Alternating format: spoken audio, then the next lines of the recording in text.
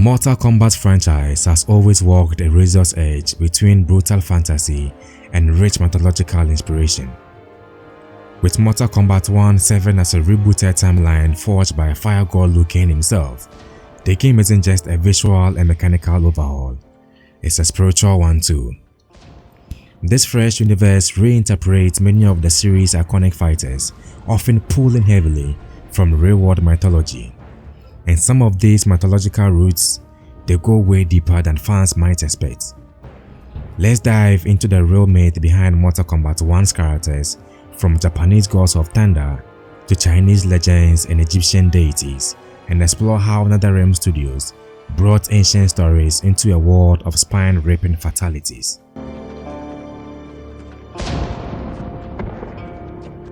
Let's start with one of the most iconic characters in the Mortal Kombat franchise, Raiden. In Mortal Kombat 1, Raiden isn't the all-powerful elder god we knew from previous timelines. Instead, he begins the story as a humble Earthrealm warrior from Fengjian, gifted his godhood by Liu Kang later in the story. This origin shift draws a clearer line to his real-life inspiration. Raijin, the Shinto god of thunder and lightning in Japanese mythology. Raijin is often depicted with wild hair, drums surrounding him used to create thunder, and fierce glowing eyes similar to how Raiden channels lightning in combat. In both Mortal Kombat and Shinto myth, Raijin is a protector of the realm, sometimes wrathful, sometimes benevolent. The duality of Raiden's power and restraint in Mortal Kombat 1 mirrors the story of Raijin, who could cause storms and destruction but also bring essential rains to crops. The fact that Mortal Kombat 1's Raiden starts off mortal and becomes godlike may even mirror mythological ascension stories, where humans earn divine power through virtue or trials. Now here's where it gets really interesting. Liu Kang, the fire god of the new timeline, bears strong resemblance to Sun Wukong, the Monkey King from the classic Chinese epic Journey to the West. At first glance, they seem unrelated. Liu Kang is a Shaolin warrior turned god, while Sun Wukong is a mischievous trickster with a magic staff. But scratch the surface and the parallels are striking. Sun Wukong defied the heavens, stole immortality, and was eventually redeemed and elevated to godhood. Liu Kang in Mortal Kombat 11 and Mortal Kombat 1 literally defeats godlike Kronika and ascends to become fire god Liu Kang, reshaping reality. Both characters are fiery, fast, and martial arts masters known for their unyielding spirit. Liu Kang's dragon transformations and fire powers in Mortal Kombat 1 subtly nods to Chinese mythological characters, much like how Wukong could transform and summon clones. In some reimagines, Sun Wukong is portrayed as a guardian of harmony, exactly what Liu Kang strives for in his crafted timeline. Mortal Kombat 1 gives Liu Kang cosmic responsibilities, just like the Monkey King after his journey ends. He is no longer just Earthrealm champion, he is the universe's caretaker.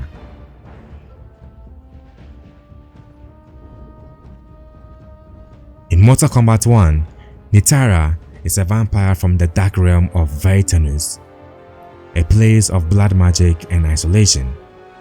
While she is not directly from one specific myth, her origins draw from a mix of ancient vampire legends, particularly Lilith, the mythological figure in Jewish folklore said to be the first vampire or demoness.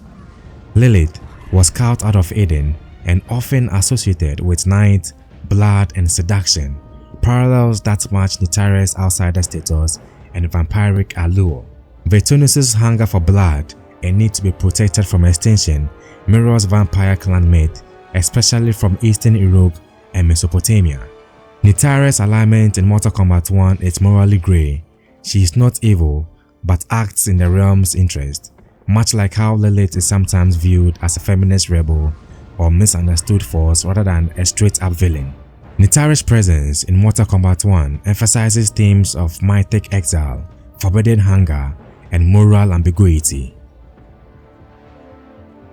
Few rivalries in gaming are as iconic as Scorpion vs Sub-Zero. In Mortal Kombat 1, things are a little bit different. Scorpion is now Kuai Lian, Sub-Zero's brother, and their rivalry comes not from personal tragedy, but from a clashing of ideologies about the Lin Kuei's future. This reframing taps into the yin and yang concept of Taoist philosophy.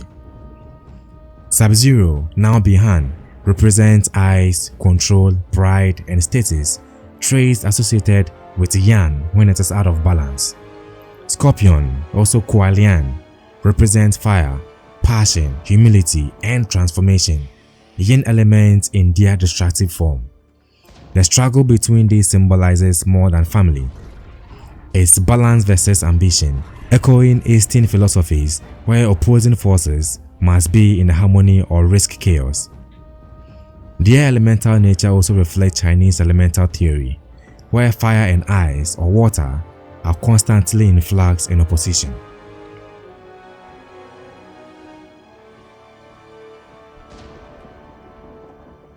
Ashra is a fascinating Mortal Kombat 1 character, a demon seeking redemption through a weapon called the Kris, which purifies her the more she kills evil. Her mythological parallels lie in Christian and Islamic angelic lore, where fallen beings seek divine grace. Ashrah's story mirrors Luciferian and Jinn traditions. She once served evil but chose to reject it. Her holy assassin aesthetic blends demonic roots with angelic visuals, like a being caught between heaven and hell. The Kris itself may be inspired by Southern ancient Kris daggers, believed to have mystical powers and even personalities. In Mortal Kombat 1, Ashra becomes a walking mythic contradiction, a literal demonic trying to earn the status of an angel. That's a mythological journey rarely seen in games. Shao Kahn's new incarnation, General Shao, is still a brutal warlord in Mortal Kombat 1, but this version places more emphasis on military conquest and loyalty, reminiscent of Ares from Greek mythology or Mars from ancient Roman tales. Like Ares, General Shao thrives on conflict, glory, and dominance. His skepticism of diplomacy and divine rulers align with war gods' traditional distrust of peace.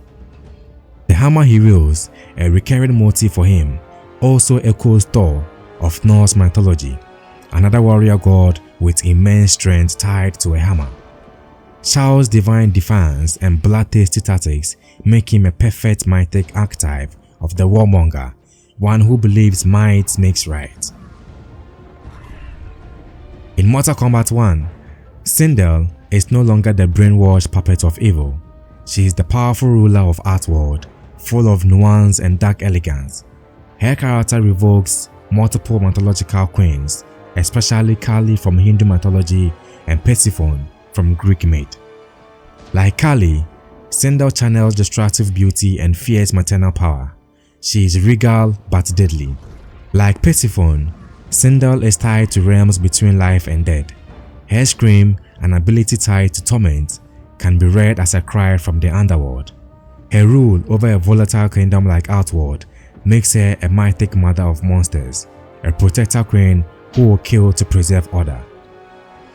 Mortal Kombat 1 presents Sindel as a tragic and complex figure, steeped in mythic archetypes of feminine sovereignty and wrath.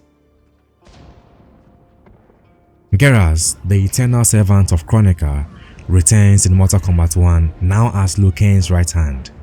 He is immortal, unkillable, and bound to the flow of time. This makes him a clear analog of Kronos, the Greek personification of time, or even Anubis, the Egyptian god of death and judgment, due to his historic demeanor and ties to eternity. In Mortal Kombat 1, Geras' knowledge of timelines, death, and resurrection makes him a cosmic librarian of fate. His immortality and calm, watchful eyes resemble titanic figures who stand outside the mortal world. Geras isn't just a character, he is a walking myth of inevitability. Mortal Kombat 1 doesn't just reboot the franchise, it reboots our understanding of its mythic foundations. By drawing from gods, legends, and ancient philosophies, Netherrealm has created a living pantheon where each fighter isn't just a combatant, they are a story, a symbol, and a legend reborn. So next time you're pulling off a fatality, remember you are not just playing a fighting game, you are reenacting a clash of gods and monsters, of demons and heroes, echoing myths that have been told for centuries. See you in the next video. Bye bye for now.